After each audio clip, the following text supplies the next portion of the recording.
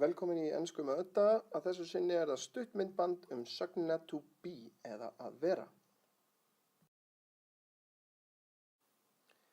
Sögnin to be algengasta sögn í ensku og hún algjörlega nauðsynleg og þar af leiðandi nauðsynlegt að kunna að nota hana rétt.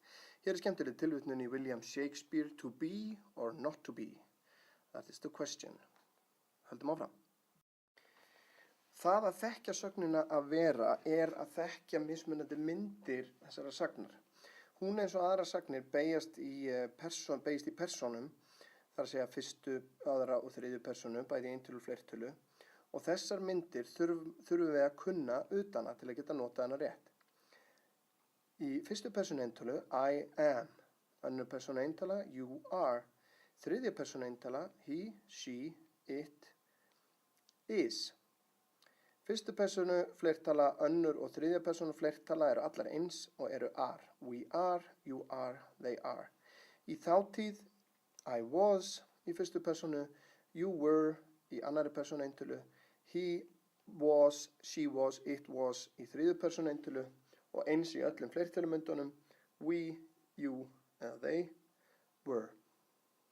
Þetta þarf að læra utan að.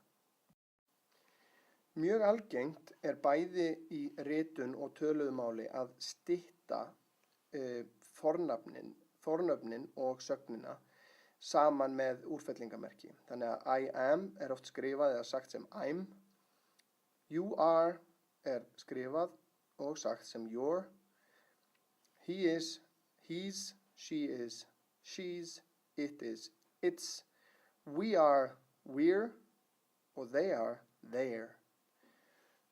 Þetta var allt og sumt sögnina to be, gríðarlega mikilvægt að kunna nota hana, þannig að þetta þarf náttúrulega að lærast utanbókar og fá tilfinningu fyrir gangi þér vel.